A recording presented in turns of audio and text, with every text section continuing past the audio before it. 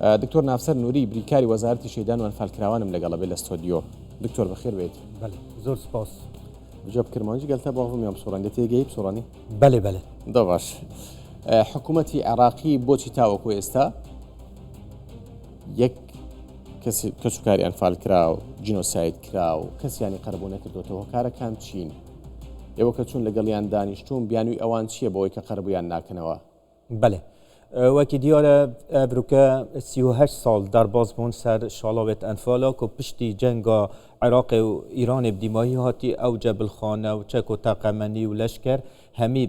بەرنامەکی پلان بۆ داڕشتی شلای حکوومەت عێراقی شاڵاوەکە ئەنفالا یا سەرتاسەری دەڤەرێن ڕزگارکردی هەرێما کوردستانی باشووری کوردستانی دەست پێ کرد دوێ هەوێدا نەبتنێ خەلک و گەلێ کوردستانی هاتە جینۆساید کردن بەلکی شوناس و کەلتور و زمان و ژینگە و سروشتی کوردستانی جی هاتە جینۆساید کردن کوب هەمی کانیەن ئاوێل کوردستانی هاتنە تەقانتندارێت کوردستانی هاتنە برین ئاژەڵ و گیانەوەرێت کوردستانی هاتنە کوشتن تایر و تاوالێت و هاتنە کوشتن و هەمی پیڤەرا ئەوە هاتیەکردن تاوانی جەنگێنە تاوانی دژی مرۆڤەتیێنە تاوانی جینۆسایدێنە جهێ خوشحالیە بوو 2008 ئەنجومەنی نینەرێت عێراقی وەک جینۆساید ئەف کردارە هوڤانە یا دژمنکارانە یا ڕژێما بەحسا گۆڕبگۆڕ وەک جینۆساید داناسین بەس تنێ ئەوە کافینینە دلێت قۆناغا دیڤدا سێ قۆناغی دیێت هەند وێت هاتبانەکردن نەهاتی نەکردن قۆناغا دوێت وێت داوا لێبوردنی هاتباکردن گەلی کوردستانی وەک قەرەبووەکە معنەوی ئەوە نەهاتیەکردن حتا نوها یا دیڤدا یا سێیە وێت قەرەبووی مادی هاتباکردن کل دیفا تەقدیراتا ئەوێت هاتی نەکردن بەخێ ئەوشی نەهاتیەکردن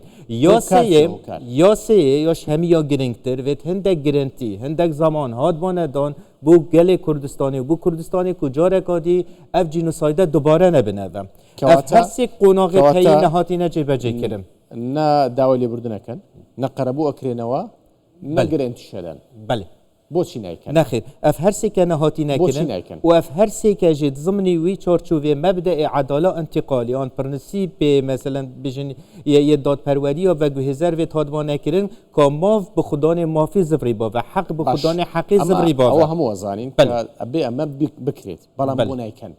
بەێ ناکەن ئەو ناکەن حتا وێگاوێ هەمیەت زڤری نەوێک و تەخسیسا مالی ئان تەرخانکراوە دارایی نی نەوێ قەرەبوویە بکەنەوە يعني آخر جار تزگه زندانی سیاسی عراقی هاتیه گلمه همی اوی رزگاربویت شالاوت انفالا وک محتجزت سیاسی وک راگیراوت سیاسی میت حساب کرین که همی ماف و امتیازات گیراو سیاسی آن سجین سیاسی پی بدن چونکه وال رفحا اویت وال انتفاضه شعبانیه روین هلاتین چون سعودی همی وک زندانیت سیاسیت حساب کرین ماجی هولدان کرن و رکفتنامه جی هاتا مور کرن نوها 25807 کس میتن رزگاربویت شالایت انفالا کو بین قربو کرن کو بین دان نادن بجن تخصیص دارایی آن بو جمعنینه بله بو خویان هی بیان نگوتن بو ایوه هی و بو ایمانیه بله بو یا هی و هر کسی پیتان گوتن بو ایوه هی بو ایمانیه بله ما كريم والله ميوان شيء والله ما إيوه تخصيص دارایی منینه و تخصيص دارایی بخویان هي بله بخویان هي بو منینه حتی ویگاوی نهات یه بشه کنم جا خودتان پیتان گوتون بو ایوه هی و بو ایمانیه خودتان پی گوتون بله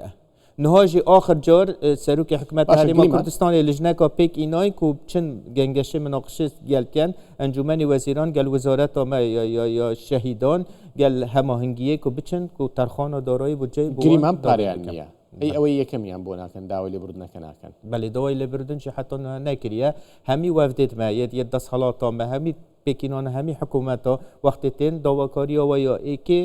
و یا دیمایی هر اوه کو اف قربو یا مادی و معنوی خلک کردستان بیتکرن آماده نینن همی شواش بیانویان بو وسیه سب بیانویان بو پارکه اوه قربوکه اوه که پاره یعنی بله ای خود داوای لبردن که کتابی که و نسراوی که و بزمان ایلن بله ما گفت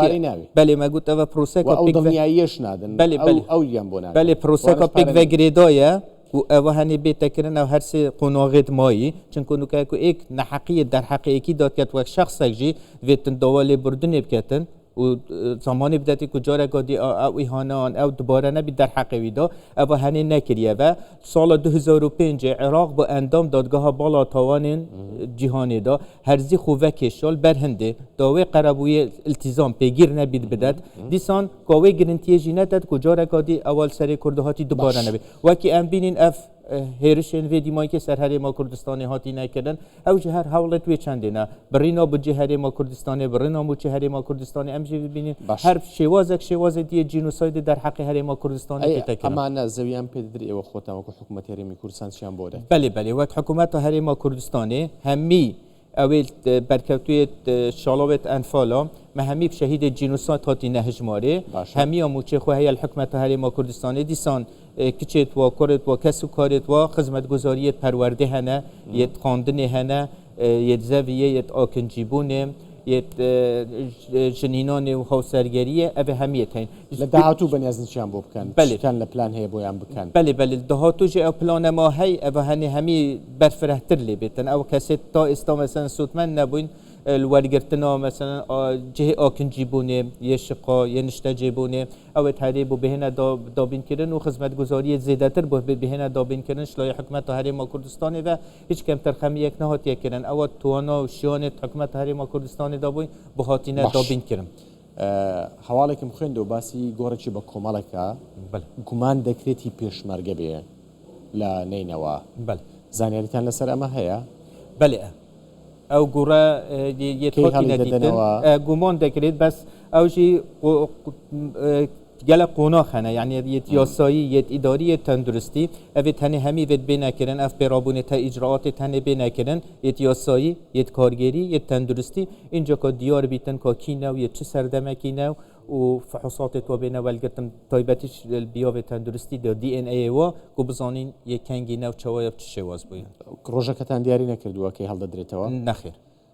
و بس گمانه که پیشمرگتی داوید بله گمانه که پیشمرگتی داوید گمانه بله آستانگ کان چینی است با او گوره حال بدنوا چه آستانگ کتان نبردما بله آستانگ کنه 182,000 کس ما بیش مفقود بر زبویتن برکتوی شالوت انفال و شهید جنوساید بیشین حتی وگاوی وکی آمارت و دایا دیار کردن 825 یه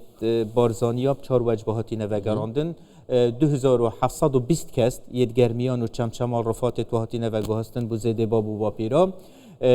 نوت گوره دیجی یه داخلی هرما کردستان محل داینه و همه اجراعات یاسایی و کارگری و تندرستی به هاتی نکرن و شهید جنوساید هاتی نهجمارتن او اندی خرمای نوی گاول ویره حکومت عراقی بیجی تاوی جردس حالاتا ما دبیتن الجلمه بت هما هنگی الجلوانا بتکرن و هما هنگیجی وکی پیوست جلمانینن خاصتا و تایبتی و 4 سال بوری دا وکو پیوست هما هنگ نینن جلمال دیف یاسای و خوجی و یا مجل هرما کردستانی بیت او مشترک بیت هما هنگیل گلیک بیت کردن هر دوک بجدار بنت دا بو دیتنا و هلدانا و گهاستنا و او همو پیرابونه تایی بس وکو پیوست الجلمه او هاوکاریه نهاتیه کردن زور باشا سپاس بو دکتور نفسر نوری بریکاری وزارتی شهیدان و انفال کراون که لگل من بوی زور سپاس دکتور سپاس ممنون